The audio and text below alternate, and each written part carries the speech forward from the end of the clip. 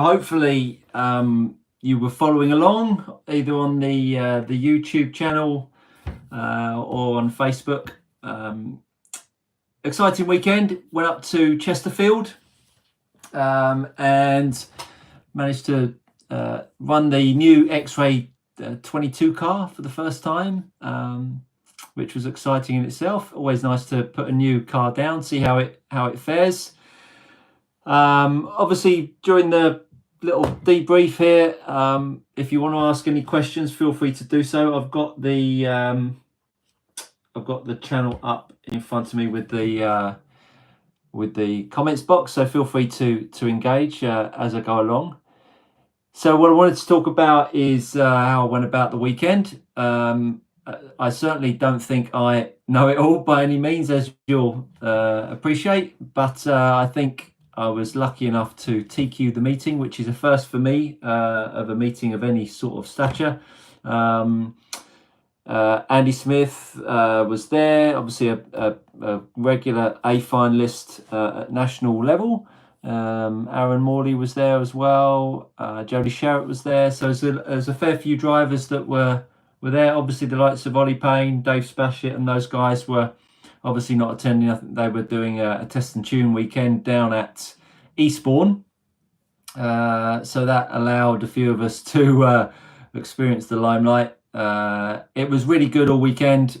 Super close racing between really the top 5 or 6 of us. There was, I think at one point there was like 5 seconds separating the top 12 drivers. It was super crazy. So it really did make it a good weekend. Welcome along, Mike Clement. Thanks for being here. Let me know where you're tuning in from. It'd be always good to hear where you're watching this from. So I just wanted to really talk you through how my weekend was. I think I was meaning to look back at Oopal. It's a website that is a forum. I never used to be on Facebook before all this RC stuff. And Oopal was the first place that I really found out about this RC car racing after not doing it for like 25 years. And I was just looking back. GT12 was my first thing, and I think it was like 6 or 7 years ago. Was racing down at Maritime, and so from six odd years doing it to go from sort of being a nowhere and to now TQ at an event is I'm pretty proud of myself about that. And I think I managed to get into a GT12A final at MB Models a couple of years ago, and I'll never forget it. It was a fantastic event, as it always is up at MB Models, and the baptism of fire, being in amongst really good drivers is quite scary at times. But anyhow, back then I always remember thinking about how do the good guys get to where they do with a setup, and there's never really any documentation about how you turn up on a Saturday morning and how you arrive at the setup that you do on a Sunday evening. And I felt that I've been fortunate enough to experience it this weekend, and with the challenge, with the channel rather, why not kind of share it and pass it on? So if you've got questions along the way, feel free to jump in. And there has been some quite big changes in my setup with the new car. So my experience with the X-Ray, so I started using a Roche, then I jumped to a Yokomo, then I jumped to a what was the car I went to a Schumacher. No, went to X-Ray, then I went to a Schumacher, then I've come back to an X-Ray. So I've kind of sampled all of them, and I've run them all for half a season over the period of time. So I've had a decent experience of all the different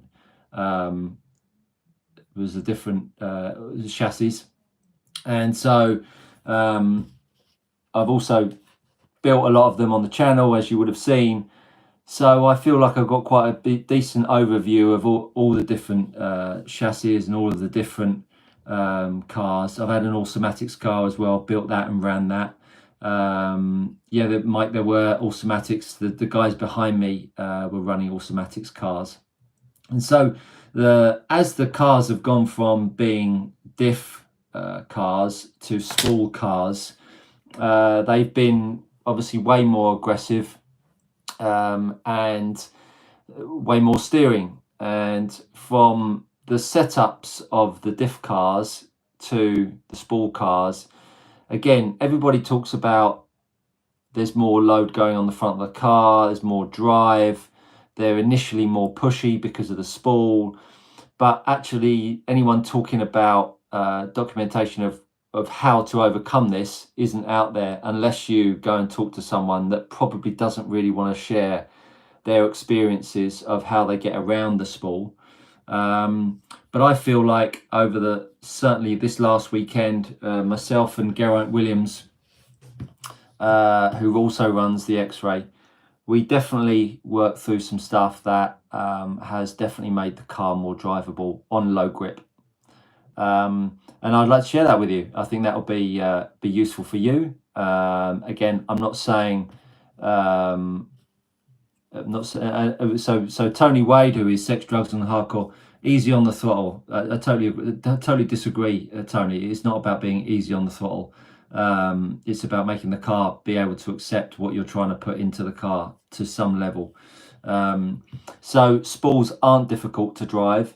You just need to approach the setup of the car differently, in my opinion. Again, I'm not certainly saying that I know it all by any shape of the imagination, and I'm sure there'll be people that will chastise me for the stuff that I'm going to say and talk about tonight with my setup, but nobody else is doing it. I'm putting it out there, so if you want to challenge my thoughts, feel free to stick it in the comments box below, do a video of yourself. But I was very fortunate enough to be the only person that did 38 laps at the weekend. The next best was 37, and my car was pretty good. Anyhow, so what I thought I'd do to start with is I've drawn out the track and on a piece of paper here, and I just wanted to sort of run you through what I experienced as difficult areas of the track that made the car really hard to drive. And I think there is this thing as well that people believe that the harder the car to drive the harder the car is to drive, the faster it's going to be. But I think there's a bit of a point where the car does need to be direct, does need to be responsive, but equally it needs to be able to be driven for 8 minutes. And I think at that point that is a bit of a conflict of interest. You're trying to make the car quick but easy to drive, and I think people are still caught up in the fact that the car is hard to drive, that it's going to be quick. I just don't believe it has to be that way. And I've spoken to Alex Hagberg about this, and when I was fortunate enough to sit behind him at the Worlds at Milton Keynes, he was always talking about it, that the car was too hard to drive in that run, so he made it easier, etc, etc. So there is definitely, the car needs to be easy to drive as well as responsive. So let's see if we've had any questions as I get on to what I'm going to talk about. Welcome along, Mike Clement, and Raymond Kerr. Yeah, Opel is super. I didn't know Jimmy's story, but I know that he was the chap that started Opel. I love buggy racing, as you all probably know. That's certainly going to be something that I'm going to cover more as we go on. This live streaming from my mobile really makes it a lot more versatile. Really unfortunate that the internet didn't support the stream, the bandwidth at Chesterfield, or else I'd have done more of it. So it was just the pit walks that you've got, unfortunately. So Tony Wade, who is Sex, Drugs and Hardcore. Tony Wade, G was happy he won. G actually finished 4th in his final, but there was, as you would have heard or seen, there was a bit of a thing going on between Tony and G. Tony put it out there on Facebook to see if he could beat G at the weekend, but he came up short on this occasion. But with the way Tony's car ran, I'm sure he's going to have his payback at some point. So Mike Clements, yeah, there was automatics. There was 2 of them behind me, as I said. Nigel Hale was running it, and Mark Payne were running it. They both struggled with the car. I think that again they're still trying to figure out how that car works along the way. Tony says just be good on the throttle. As I've just said, I don't believe that's to be true. Welcome along, James Eves. James was there at the weekend. His car looked absolutely fantastic. He's running the E4, I believe. I think that's right, isn't it, James? Your car looked absolutely amazing, and you made a good run at Peter Stockton, I think, in your B final, which was great to see. Pete narrowly held you off at the end there. That was a really good run. And Raymond Kerr, I'm wanting to try LMP, having never driven 12 scale before, started 20 years ago touring car, and after a 7-year break, I'm back doing 10th off-road. Well, let me tell you, the 12 scale is the perfect complement to buggy racing. I think they both help each other out. We're actually talking about that on the way back from Chesterfield. The accuracy that you need with the 12 scale certainly helps with the precision and accuracy you need with the buggy. Alex Curry, good evening. Nice to have you along, Alex. You had a good weekend as well. Wasn't it you, Alex, that slipped by Tony up the inside on that post that I put on Facebook?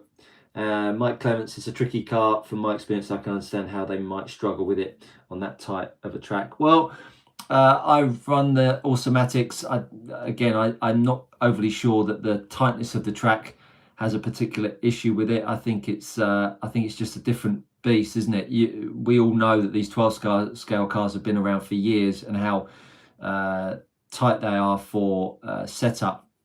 And I think that's again, that might be a 2 or 3 seasons worth of exploration to get that car running, which was one of the reasons why I loved the car, loved the build.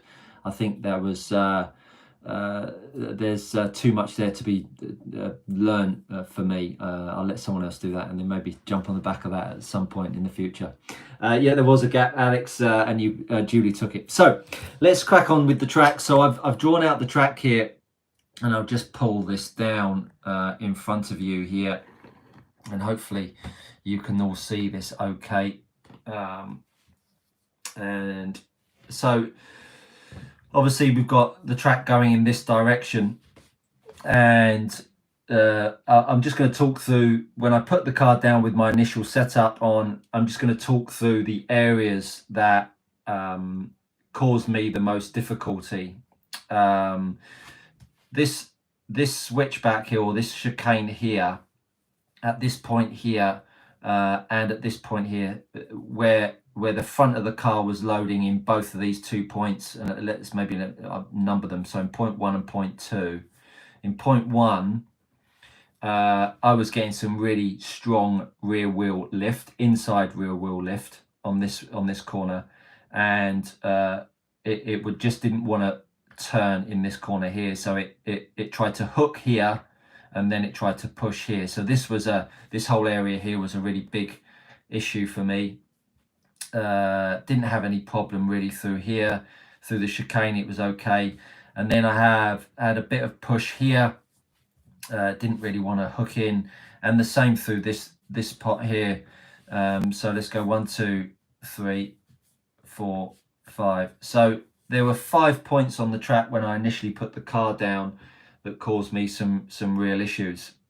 The sweeper coming in here, the car again felt edgy. It just felt unstable, and so those were the areas on the track that got me concerned about how to make the car go faster. The sweeper off the end of the straight, I'd actually adjusted the return speed of my servo on the controller. If you've ever messed around with that, as the wheels turn and then they return back, if they return quickly back to center as you lift off, it actually breaks traction. And then as it breaks traction and then you turn it again, it can really unsettle the front of the car. So if you're going around a sweeper at the end of the straight and you turn in and it loads the outside wheel, and then you have to correct by backing off of it. As you back off of it, you break traction, and then you turn it again, so it feels like it turns, it hooks, you back off, it pushes, it turns, it hooks. It can be really unstable around the sweeper. So if you actually work on slowing down the rate of your return on your servo on the handset, there should be a return speed that will actually settle that down. So so I was running at this moment in time, when I went out, I was running 20k oil on the front of the car, and sorry, no, I wasn't. I was running 12.5k oil on the front kingpins. I'll write this down. So I had 12.5k on the front kingpins. I was running 3.5 degrees. 3 degrees of caster, and I was running no toe out. So for me, it was all about the front of the car. So the front of the car to me felt like it was trying to do too much. I couldn't go wider on the rear because I was already at full width. I was short on the front end, but to me it felt like the front was trying to do too much. So I was trying to make the front end of the car a little softer or less brittle as it felt, because it felt like it went from being good at low speed to, as soon as I went high speed into a corner, which you can see on this point here at point 1, this was a high speed. So you could straight line it through here, and then you're turning in. So this point here was high speed. This point over here was high speed, and then this just point through here. Listen, this was not undrivable, this part here, but the two bits that were undrivable was definitely 1 and 2, and then 3 was awkward. So there were 3 points where the car really was going from a high speed situation, turning, loading the front wheel, and creating inside rear wheel lift, and it made it feel like the car just wanted to rotate really hard. And so all I was trying to do was trying to take that away. Now I couldn't go any more, I didn't want to go any wider on the front of the car, because if I'd have gone wider, I was already up at 167. I could have gone 168, 169 if I wanted to, but again, don't really want to start going outside as far as I'm concerned. I don't really want to be at miles different in terms of the footprint of the chassis. So I went out, and I said to G, who was originally running 20k on the front of his car, I said, go out and run 12.5, because my car was doing okay, but he said his car was hideous. So I said, go out and run 12.5. And this was in practice. So first round of practice, couldn't really tell too much. Just got a sense of what was going on. Then in round 2 of practice, I went out with 12.5k, and my car was undrivable. It got worse as the grip was coming up. It was getting worse. So that was a bit of a worry going into round 1. And so we were fortunate enough, obviously, to have a bit of a break, I believe, between practice and round 1, I think. And so G went out. He went down to 12.5k. I went out in my final run of practice with 12.5k. Again, it was undrivable. So G, when I said to G, was it any better or was it worse? And he said it was worse at 12.5. So I just went, I'm going to put 60k on the front of my car. So I went out and put 60k oil on the front kingpin, and the car, I just pulled it off after my practice run, and it was pirouetting. It was out of control. I put 60k on the front of my car, and bearing in mind I'd done 8 minutes, and by the end I had to pull it off because it was undrivable. I came back in. I think I sat around for about 10 minutes, put 60k on the front of the car, went out, and it was like a different animal. It was, I mean, it wasn't great because obviously I'd run it for like 8 minutes anyway. But the car was now all of a sudden, I could go around, I could drive the track. So I then put 20k in my side dampers, and all of a sudden I went out in the first round, and the car was much better. It was much better. I'd also taken away the split in my tyres, so there was no stagger.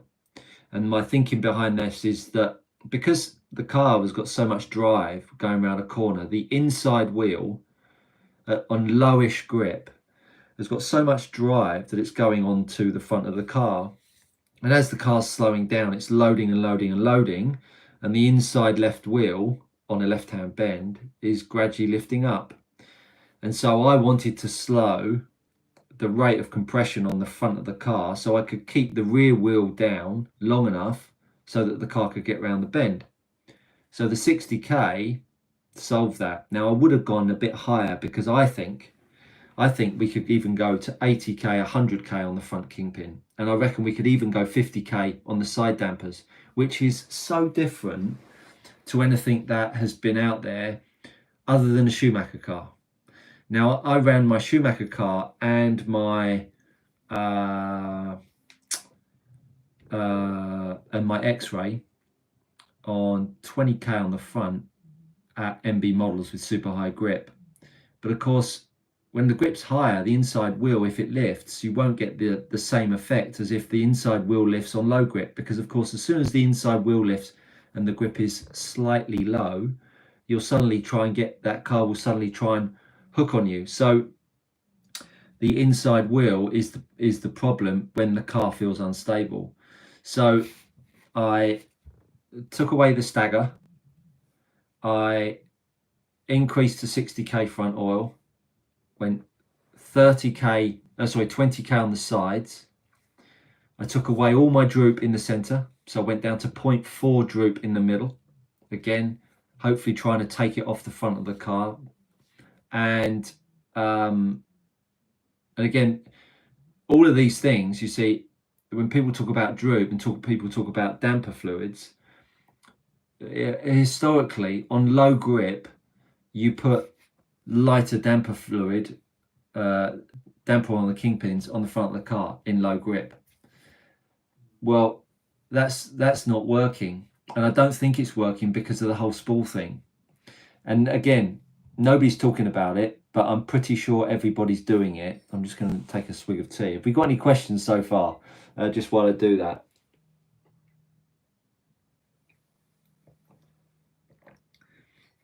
So Mighty Mac, I don't know who Mighty Mac is. So as you kindly educated me, it's where you put your big weight that makes a difference. Yeah, so that, I assume you're referring to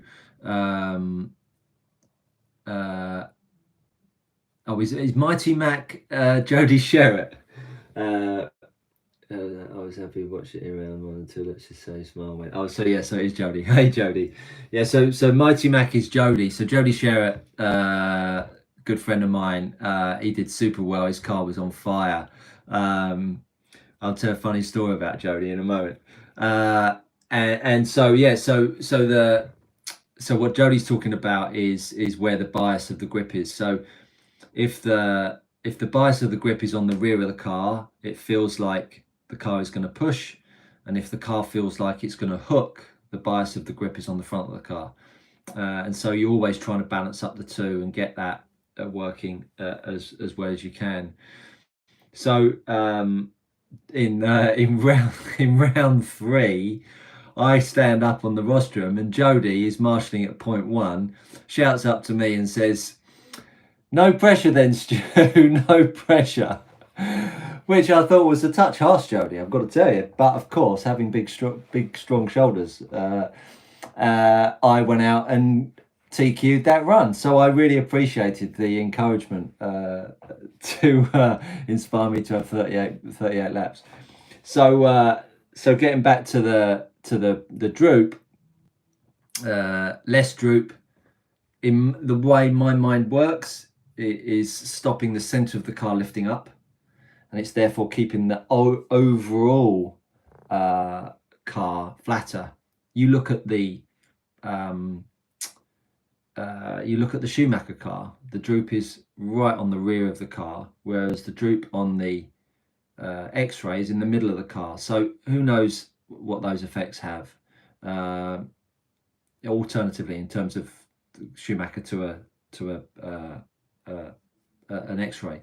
So anyhow, I went down to 0.4 droop. G was running no droop, so he didn't have any uplift in the center of his car. On the front of my car, I was running 0.3 mil, a 0.3 of droop. So 60k on the front, 20k down the sides, barely any droop in the middle.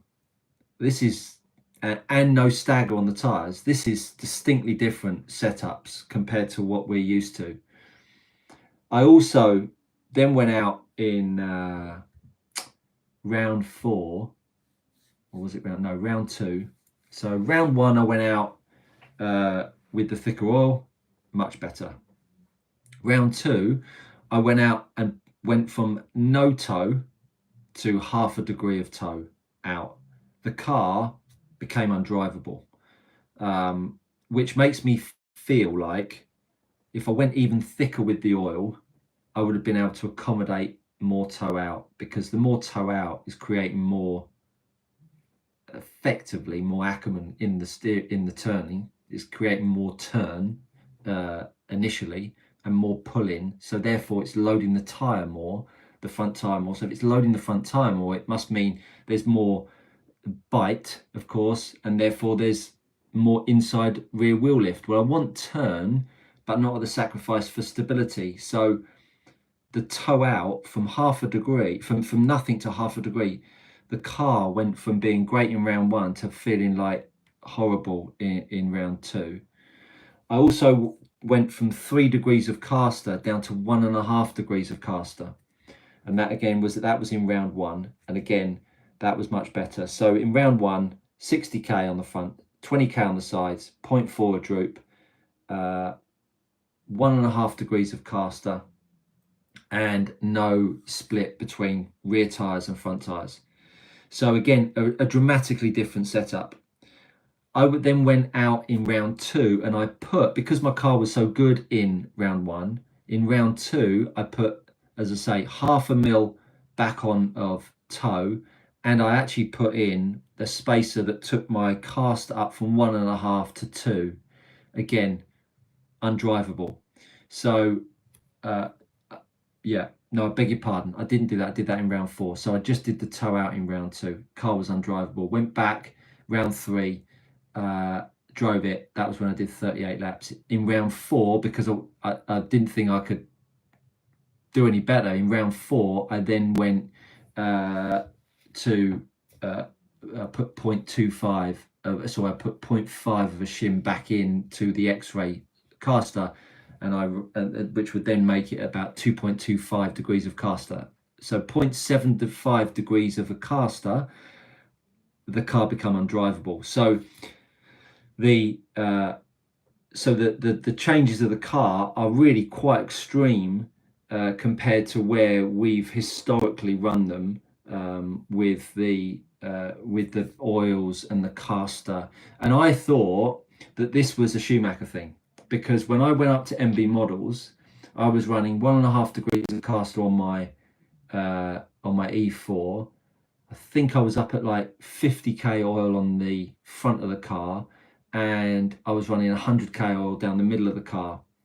So all of these oils were super thick. And again, the Schumacher is a very different type of chassis. So I thought that we wouldn't be able to go that extreme with the X-Ray. But of course, as we know, the X-Ray, even though it's got a pod, the front end is quite similar to the Schumacher. It's got a top deck, etc., etc. So there are some similarities. And so basically, going that far with the oils has certainly made a very, very positive impact. So for me personally, the fear of running the car in anything in low grip has now, I hope, has gone, because I felt like the grip was still pretty low at Chesterfield. Eastbourne is I always find it a freaking nightmare there, because I'm always chasing setup the whole weekend long. the guys always have the doors open because they want to keep it cool in there because they don't want to get the grip up. It's never hot. Whereas you go to all of the other nationals, the heat is up, it's nice and warm, got loads of grip. There's something about Eastbourne that they like to keep the temperature down because they don't want the grip coming up, because other tyres work. Again, that's only my personal opinion and view, but the doors are always open at Eastbourne. Hopefully they'll be closed, and they'll be closed the whole weekend long, and we can get some good grip in there, and we can have a really high grip situation, with that carpet. So that's kind of how I went about things with my car, and it was all based around those 5 points on the track. And once I got those 5 points kind of working, when I was kind of once I got the oils in place, the car immediately felt super drivable. And of course, at that point, I'm like cautious to do too much change, because if I change more things, the car got to adapt again, different lines. And actually, you want to keep building, don't you? As when you're going on and running, you want to keep on building over the weekend. And so I got to a point where I didn't really change too much with the car. I just kept on going out and trying to do as best I could. But it took me all of Saturday, and not until round 3 of Sunday, to actually put in a run that I was pleased with. And that's when I did my 38 laps. What I was doing over the 2 days, I was changing motors. So I've got like 5 motors, and I was changing those every couple of runs to keep them cool. Excuse me 1 second.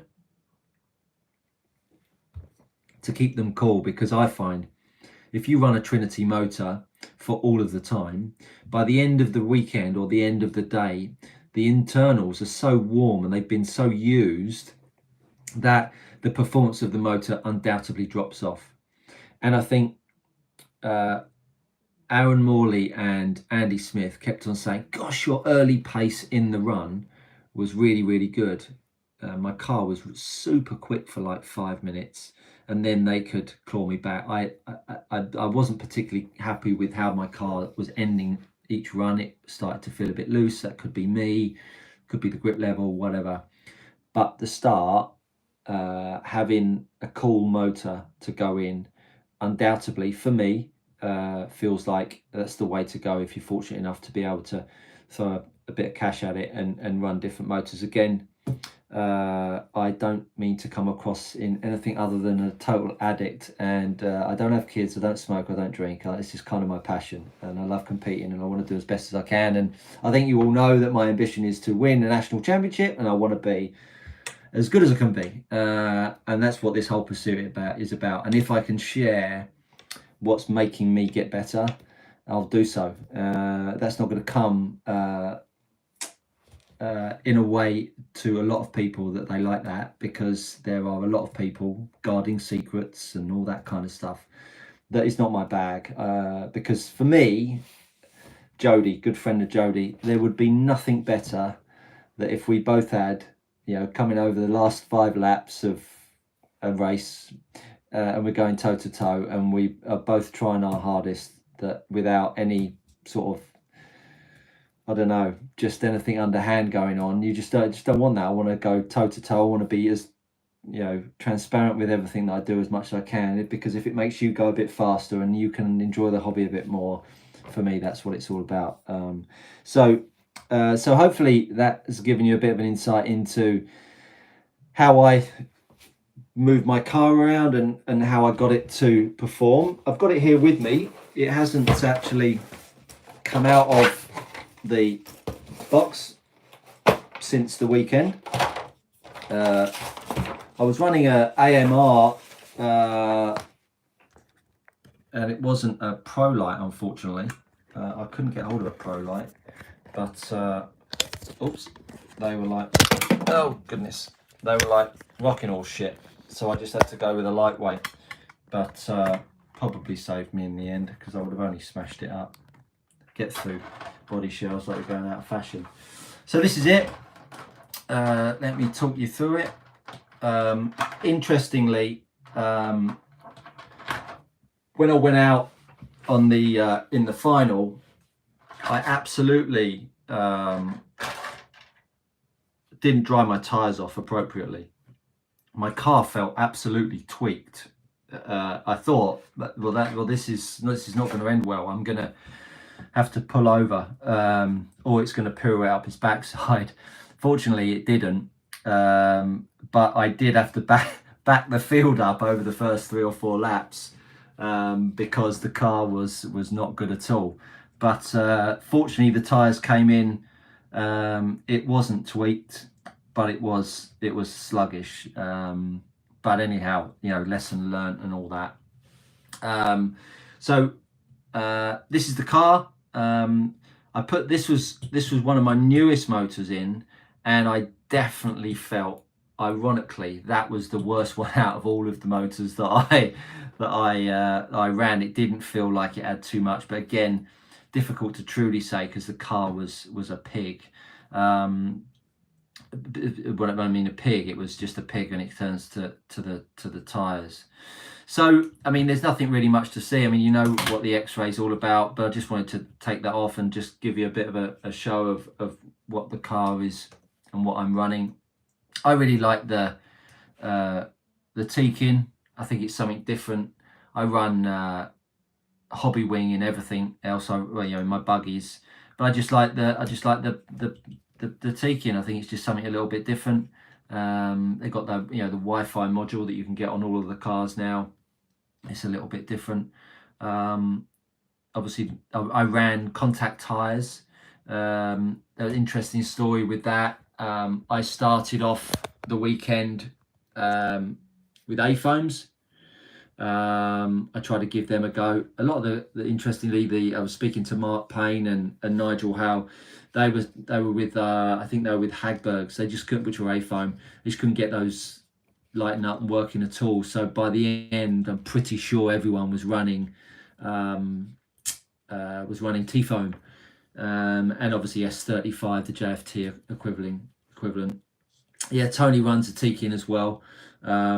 So that's kind of it. That's my story. But I think what would be nice is to sort of talk about a few notable points of the weekend. One of the things that I love watching how people get on over weekends and how they apply themselves and the experiences that they have.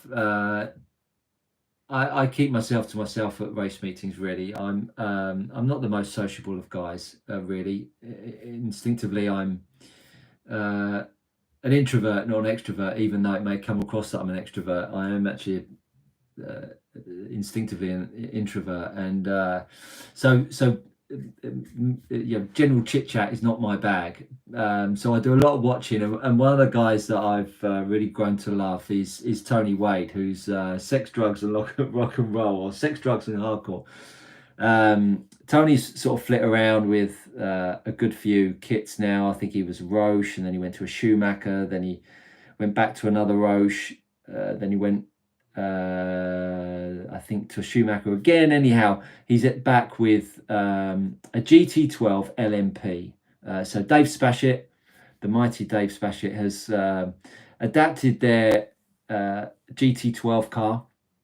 I actually tried to get one from Dave and do a kit review on it, but unfortunately they're sold out at the moment. But if you check out the Zen website and go under the GT12 kits, it's a GT12 kit. And it has a center damper on the back of the car with 2 side springs, and it's like a disc that sits at this part of the car. So it's a disc here. There's no center shock. It's just a rear spring, a bit like the Atom, and they've got a front end. It's not a NOS front end, but Tony runs a NOS front end, and he sat opposite me. And he principally started off the weekend, stuck it down, and I said to him in one of the rounds, I said, you need more caster on that car because it's just pushing here and there. Stuck more caster on it, and his car looked fabulous. He didn't do too much to it all weekend long, and he won his C final, and he had like the best time ever. the contrast to that is the guys behind us that were Mark Payne and Nigel Hale and me and G.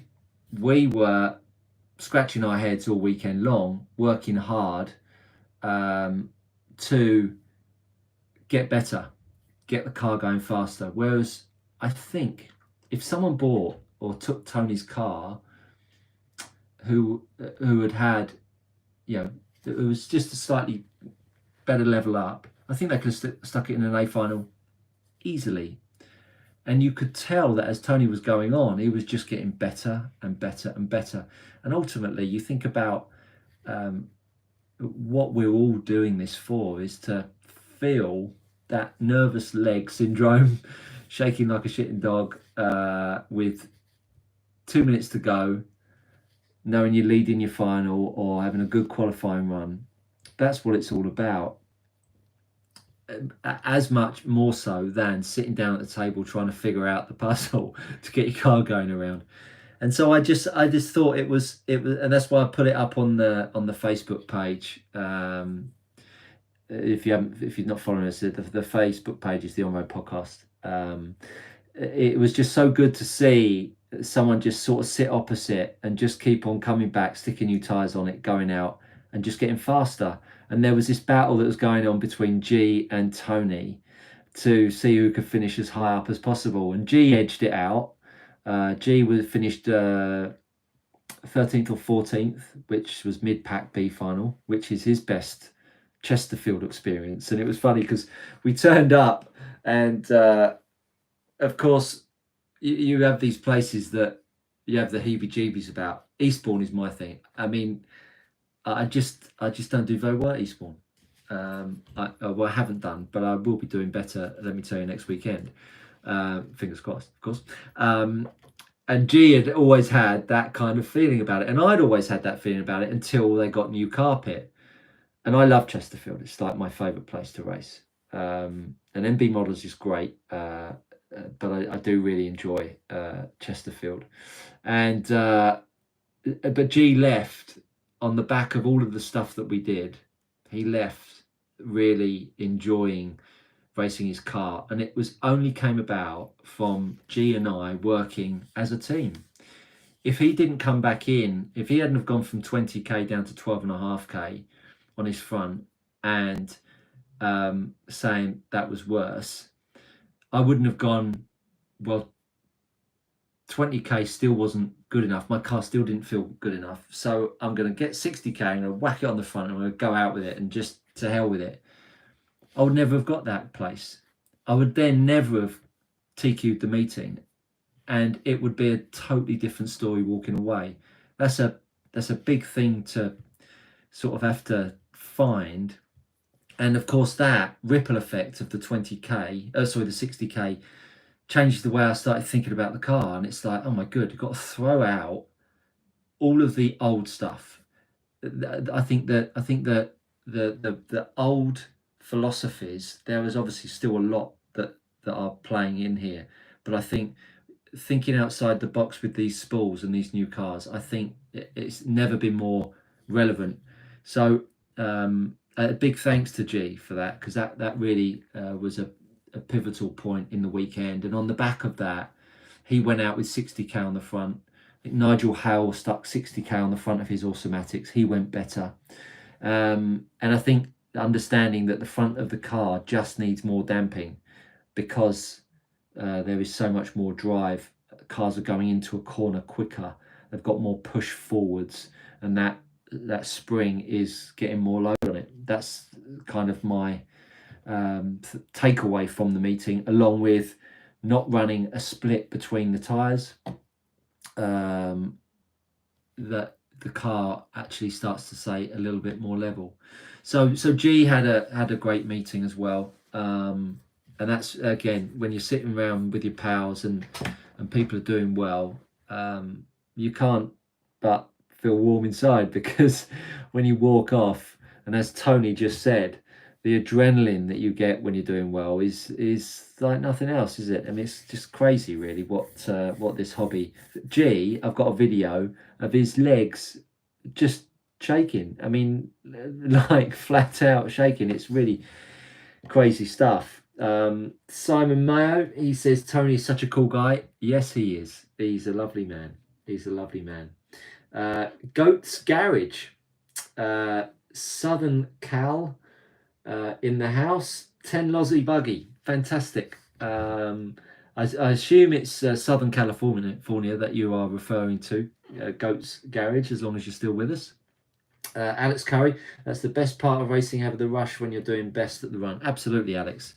It is a real pump, isn't it? And the thing for me that, you know, again, my takeaway, because I've had a little bit of a thing with 12 scale. I've really, I don't buzz off the vibe at a lot of these meets. You know, I think, you know, the guys at Chesterfield, you know, nice music going on there. It was a nice vibe.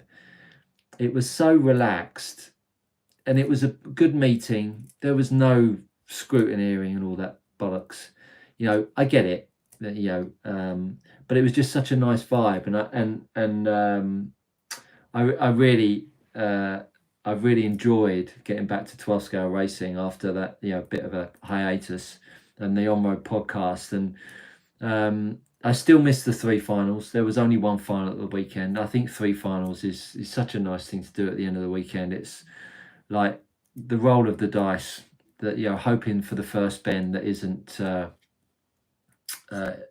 just like the first bend hurrah, that you all start to crash in, and then you know, that whole 4 rounds of qualifying is just thrown up against the wall. Alex Curry says, is it just you and G running the X-Ray? No, there's a few of us. There's Daniel Mountford, he's running the X-Ray as well. G, myself, Chris Blackburn. Oh goodness, I'm gonna get chastised now. I'm sort of heading up the X-Ray thing, and I put an appeal out there that anybody wants to run the X-Ray car.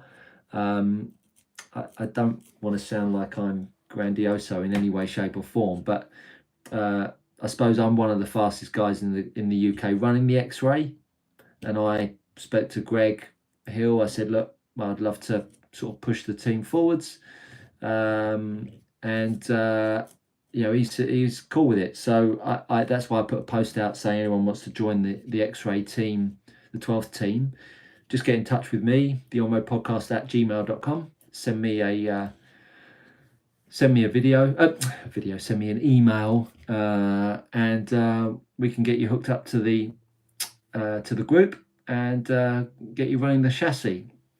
As far as I'm concerned, it is just about having some support, having some idea of what you want to be doing, getting the details of how to set these cars up appropriately. And it isn't about, well, it is to a degree that, oh, everyone's got a different driving style. But I tell you, if you drove my car, and I will gladly, anyone that wants to pick up my car and have a go with my car, I'm always very open to that. It's a bit of plastic, or carbon, makes no odds to me. You crash it, no problem, got spares, I'll go again. If you want to try my car, anyone at any time is very much more than welcome, because I think it you know, when you think about getting a transmitter, how difficult that is, setting that up. I mean, get the transmitter out of the box and then try and work out how that all works. I mean, it's just a minefield. So you need help along the way, and you want to get all warts and all. You want the help that's going to make you faster.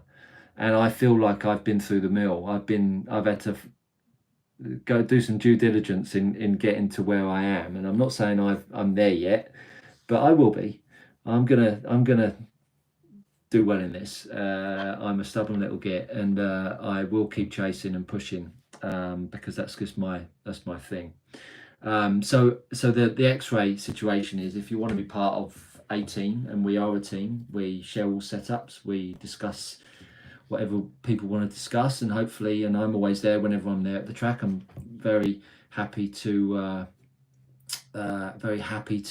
help people set their car up, but of course there has to be an element of desire to want to push yourself as well, and not that, oh, I don't want to try things, because if you don't try things, you just don't get better. You don't set your car up appropriately, you're just not going to go faster. It'll always just keep being the same, and you won't know what a well set up car feels like. Simon Mayo, do you set yourself a target before a meeting? That's a good question. I actually set myself a target of how I want the car to feel. So Simon's retracted the question, but hopefully you don't mind me answering it. I don't set myself a target, but I certainly set myself an agenda of how I want the car to feel, because I think when I get the car feeling how I want it to feel, I know I can do well.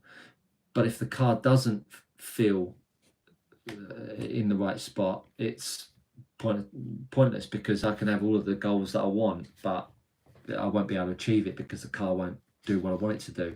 And I think that's a really important point that speaking to G about. You know, when you start whacking things with your car, a lot of that is really the car not doing what you want it to do. As you get better, if you suddenly start going out and whacking barriers and breaking it, it's because the car's not set right. As soon as I start hitting a barrier every run, like every other lap I hit a barrier or I tap a barrier, I know the car's not right. Even though it'll be going okay, I know the car's not right, because I feel like I can, when the car's right, I feel like I could brush it up a barrier. And I think, yeah. So you can see on the, on the side of this shell, that's where I've brushed barriers.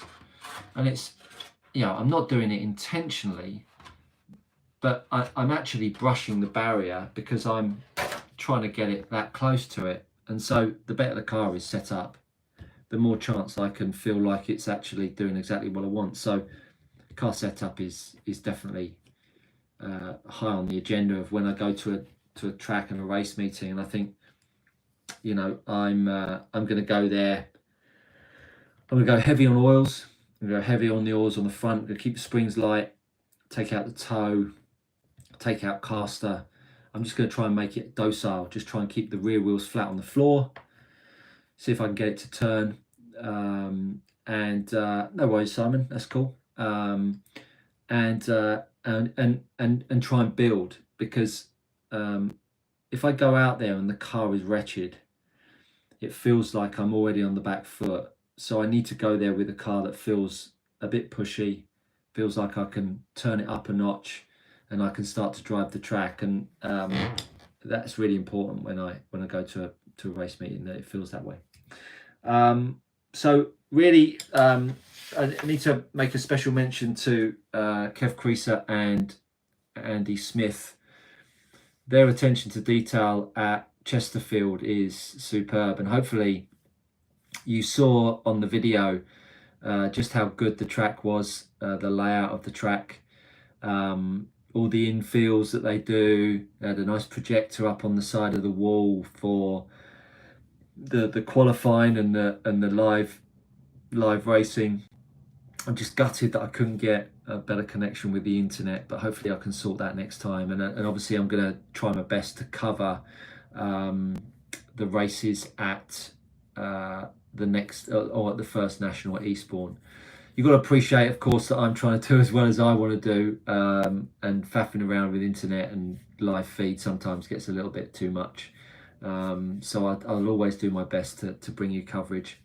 Andy Smith and Aaron Morley and Jody Sherratt, I really appreciated the close running that it provided all weekend. And Sam Colt did super well as well, another young junior. It was really, really good close racing. Obviously, Finlay Williams, he was running his new Roche. Unfortunately, he had a bit of bad luck and had to go home early. Had a bit of a break on the lower arm. Didn't have any spares for that, but that's he'll come back and fight another day. He's just moved from X-Ray to Roche, so we always wish him well with that movement, and hope that works out for him. Got a soft spot for Finn. He's going to be a super racing driver in this little hobby. So Simon Mayo says a lot of club races seem to avoid nationals. What advice would you give them? Good question, Simon. I think you've got to appreciate that people at nationals are just club racers. It's nothing. It's just it is like, as Tony's just said, it's like a club meeting. Before it started to get serious and we wanted to actually do well, we'd just go along and get absolutely off our faces on a Friday night and a Saturday night, turn up hungover, farting and all that nonsense, just to have a good time. It's about going away, racing the car and having fun. I think there's a vibe that it's all super serious, and unfortunately it makes you feel that way when someone says scrutineering, your car's got to be this wide, car's got to be this weight.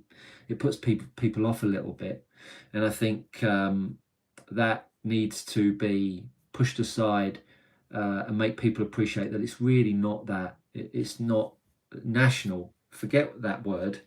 It's just a club meet. It's just a big club meet. And if you're national champion, big deal. I mean, we're all nerds racing little toy cars. I mean, it means nothing. It really means nothing. And I think if you just went along to have a good time and meet people and chew the card and learn a bit about your hobby and see if you get a little bit better and experience some slightly higher grip, I think you'd absolutely love it. And if you break your car, there's people there that'll help you.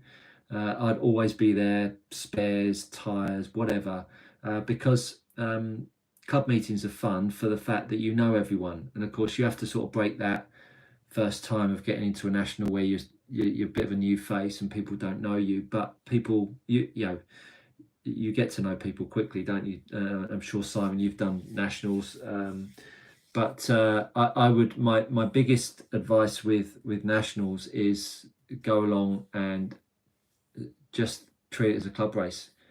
And if someone tells you your car's the wrong width, then just go back to the pits and make it wider, or make it more narrow, should I say. So there are ways and means around getting you up and running in a national, but they're just glorified club meets. It's not a big deal. It really isn't. So if you're out there and you're thinking about it, come race a national, because it's really, really good fun. It's a good couple of days racing. If you've got any more questions, I'm very happy to answer them. But I've taken an hour of your time, and obviously I want to take an opportunity to thank you all for supporting the channel. I had a lovely fella, I got a little bit emotional actually. A chap came up to me, and unfortunately I can't remember his name.